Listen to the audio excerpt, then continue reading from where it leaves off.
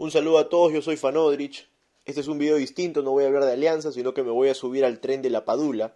Vamos a recordar un poco la historia de este jugador ítalo-peruano que en un momento nos choteó, nos ilusionó y finalmente decidió jugar por la selección peruana unos 4 años después. Pero sin resentimientos y recordando un poco la historia, hablar de la Padula significa centrarse a finales del año 2015. Perú estaba entre los últimos de la eliminatoria, habíamos perdido todos los partidos excepto con Paraguay, gol de Jefferson Farfán, y la imagen que tenía Gareca de la selección era clara. Paolo Guerrero no tenía un reemplazo, Jefferson Farfán estaba jugando en Arabia, en Emiratos Árabes, en el Al Jazeera, lesionado, sin ritmo, Claudio Pizarro que ya no aportaba absolutamente nada a la selección. Era indispensable encontrar un reemplazo, un recambio generacional. Las únicas propuestas que aparecían en el fútbol peruano era Raúl Ruiz Díaz y nada más. Perú no tenía delanteros. Beto da Silva, todos sabemos que siempre estuvo lesionado toda su carrera. Iván Bulos lo mismo y Gareca parecía no tener ninguna alternativa en ataque si Guerrero no estaba. No tenía delanteros de jerarquía. Pero fue por esos días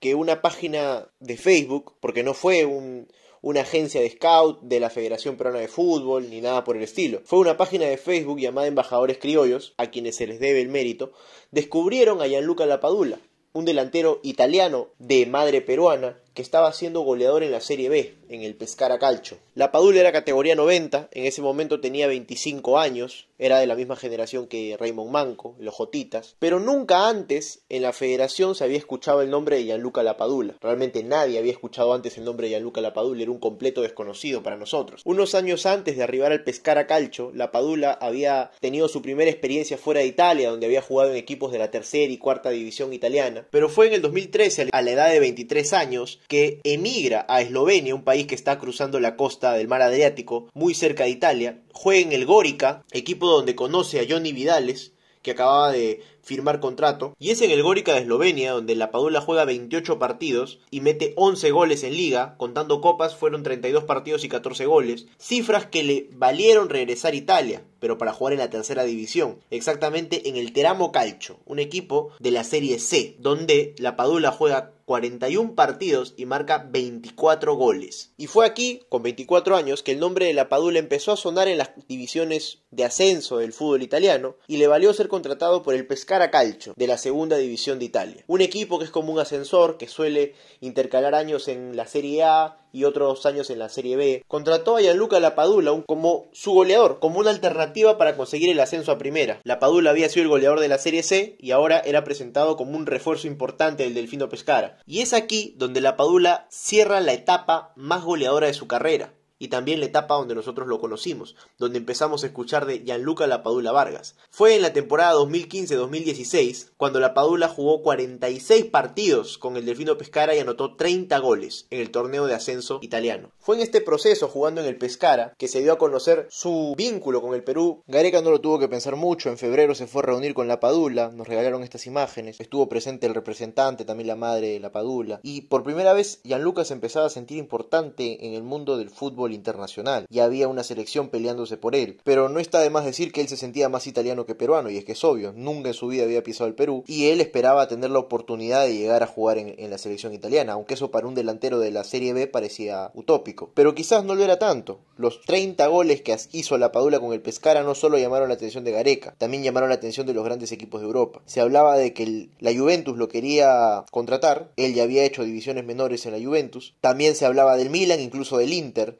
Finalmente Lapadula termina firmando por el Milan, recibió la casaquilla 9 y ahí empezó su aventura. Con respecto a Gareca, vale decir que Lapadula declinó la oferta diciendo de que la Copa América Centenario, que era el torneo donde Gareca pensaba probar a Lapadula, coincidía con los playoffs del Pescara y por tanto no se sentía bien abandonar al Pescara previo al ascenso por irse a jugar con la selección peruana, lo cual tenía mucho sentido, pero también fue una excusa de Lapadula para simplemente declinar la oferta de Perú, porque ya sabía que había grandes equipos del fútbol italiano interesados en contratarlo, y esto evidentemente lo podía acercar a la selección italiana. Es así como Lapadula simplemente no fue a la Copa América del 2016 en Estados Unidos. Gareca entendió que el jugador no estaba interesado y la novela quedó ahí. Lapadula firmó con el Milan, empezó a jugar en el equipo más grande de Italia a nivel internacional, que estaba en crisis, un Milan venido a menos, que evidentemente contrataba a la estrella de la segunda división como refuerzo. El Milan en sus mejores años no habría ni siquiera mirado en la Serie B, pero bueno, era la gran oportunidad de la Padula en el máximo circuito italiano. Era la primera vez que la Padula iba a jugar con 26 años la Serie A. En el Milan la Padula hizo un par de goles, que los pueden ver aquí en el video. No terminó por sorprender en el Milan, terminó siendo prestado al Genoa, pero en este periodo ocurrió lo que Gianluca tanto buscó. Fue convocado a la selección italiana. Ventura, el técnico en ese momento de la selección italiana, que será recordado históricamente por haber dejado a Italia fuera del Mundial, hizo una selección alterna para jugar un amistoso contra la poderosísima selección de San Marino, que bueno, seamos honestos, es un rejunte de panaderos y artesanos y taxistas. Fue así que Italia venció 8-0, marcando el debut de la Padula, y Gianluca metió 3 goles en ese partido. Pero bueno, ¿quién no le hace goles a San Marino, muchachos? Tampoco nos vamos a hacer los giles. Se esperaba que la Padula volviera a ser convocado en estos amistosos bastante parejos que se suelen realizar en Europa, pero la realidad es que Ventura no lo volvió a llamar. Gianluca no hizo un mal partido, metió 3 goles, y bueno, el rival tampoco le exigió mucho. En esa selección también estuvo presente Petagna, Conti, D'Ambrosio y otros jugadores que sí volvieron a tener continuidad en la selección italiana, pero a la Padula simplemente lo dejaron de tener en cuenta. Quizás esto le dolió a Gianluca Lapadula, que más parecía una especie de trofeo al cual Italia, por mostrar el músculo, había convocado, pero realmente no lo necesitaba, no lo volvieron a convocar y no le volvieron a dar otra oportunidad. Quizás en este momento el jugador se sintió utilizado porque parecía que la Nacional Azzurra solamente quería convocarlo para descartar su posibilidad de que juegue por Perú. Pero al ser esto un amistoso, pues esto no era un impedimento para que más adelante pueda escoger a la selección peruana.